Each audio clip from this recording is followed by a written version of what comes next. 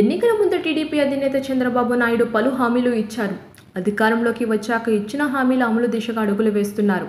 ఈ క్రమంలో నిరుద్యోగులకి ఆర్థిక సహాయం అందించడానికి యువనేస్తం పథకాన్ని త్వరలోనే అందించబోతున్నట్లు వార్తలు వస్తున్నాయి.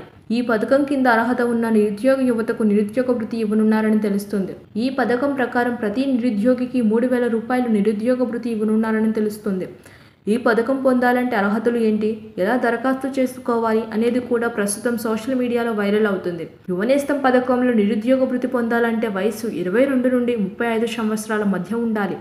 కనీసం ఇంటర్మీడియట్ లేదా డిప్లొమా లేదా ఏదైనా గుర్తింపు పొందిన విశ్వవిద్యాలయం నుండి డిగ్రీ పట్టా పొంది ఉండాలి. అలాగే ఏపీ పౌరుడై ఉండాలి.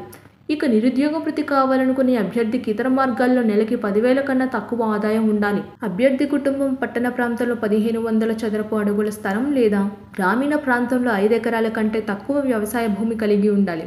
అంతేకాదు అభ్యర్థి లేదా కుటుంబ సభ్యులు ప్రభుత్వం ఉద్యోగం లేదా పెన్షన్ పొందేవారై ఉండరాదు.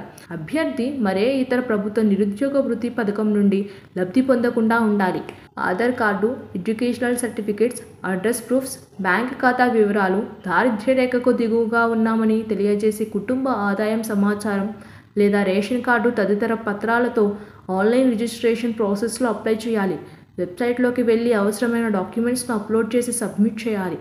ఆన్లైన్, ఆఫ్లైన్లో దరఖాస్తులు అప్లై చేసుకున్న తర్వాత రిప్లైగా వచ్చిన రిసిప్ట్, అప్లికేషన్ ఐడి జాగ్రత్తగా ఉంచుకోవాలి. దీనికోసం గ్రామ, వార్డు సచివాలయాలలో ఆఫ్లైన్ ప్రాసెస్ కూడా ప్రభుత్వం అందుబాటులో ఉంచింది.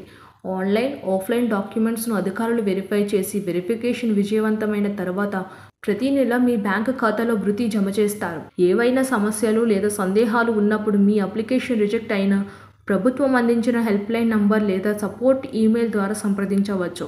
అప్లికేషన్ రిజెక్ట్ అయితే అప్లికెంట్ అందించిన డాక్యుమెంట్స్ సమాచారాన్ని పునః సమీక్షించవచ్చు. అయితే ఇదంతా సోషల్ మీడియాలో వైరల్ అవుతున్న పథకం వివరాలు మాత్రమే. దీనిపై ఏపీ ప్రభుత్వం ఇంతవరకు ఎలాంటి ఉత్తర్వులు ఇవ్వలేదు, ప్రకటన చేయలేదు. యువనేస్తం వెబ్సైట్ కూడా ప్రారంభించలేదు. మరి గవర్నమెంట్ ఎలా రియాక్ట్ అవుతున్నది అనేది చూడాలి. సబ్స్క్రైబ్ చేయండి. Please do subscribe to. Please like, share and subscribe to top Telugu TV. Top Telugu TV.